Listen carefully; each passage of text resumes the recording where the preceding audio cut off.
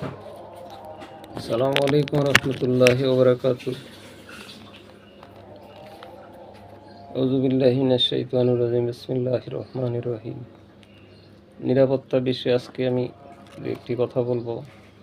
3টি পয়েন্ট আপনাদের সামনে উপস্থাপন করব। তার আগে আল্লাহ তাআলা আমাদের উদ্দেশ্যে কি বলছেন আমি সে ব্যাপারে একটু কথা বলি। আউযু বিল্লাহি মিনাশ শাইতানির রাজিম। বিসমিল্লাহির রহমানির রহিম।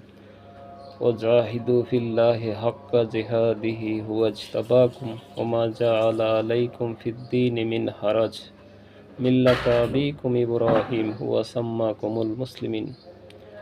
আর তোমরা আল্লাহর পথে জেহাদ করো যেভাবে জেহাদ করা উচিত।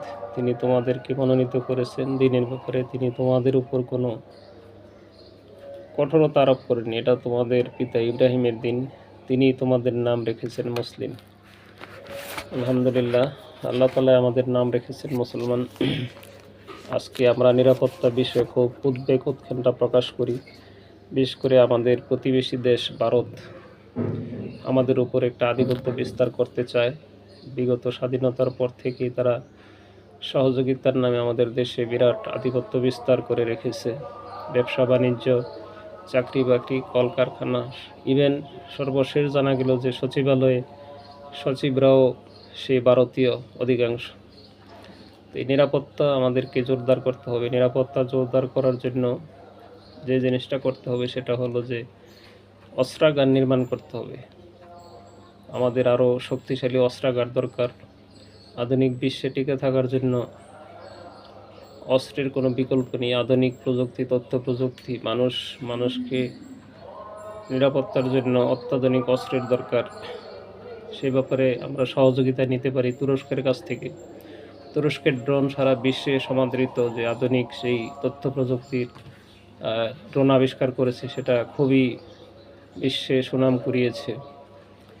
তারপরে আমরা একটি বিমানবন্দর, উত্তরবঙ্গে একটি নীলফামারীতে একটি বিমানবন্দর, যেটা স্বাধীনতার পূর্বে কাজ শুরু করা হয়েছিল, পরে কোনো এক অদৃশ্য শক্তির টানে সেই কাজটি বন্ধ হয়ে গেছে। ডক্টর ইউনূস আবার সেটি চালু করার ব্যবস্থা করেছেন এবং অচিরেই বিমানবন্দরটি চালু হবে। এটাও আমাদের নিরাপত্তা ব্যবস্থা জোরদার করবে।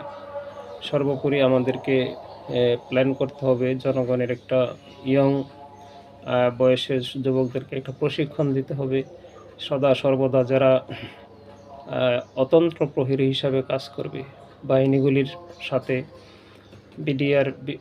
বিডিআর এবং আর্মির পাশাপাশি, সেই যুবকরা যেন সংকটকালে যে কোনো আধিপত্য বিস্তার করার কালে যেন তারা সহযোগিতা করতে পারে এবং দেশমাতৃকার স্বাধীনতা সার্বভৌমত্ব রক্ষা করতে পারে, সে ব্যাপারে সদা প্রস্তুত থাকতে হবে। আল্লাহ আমাদেরকে তৌফিক দান করুন। আসসালামু আলাইকুম।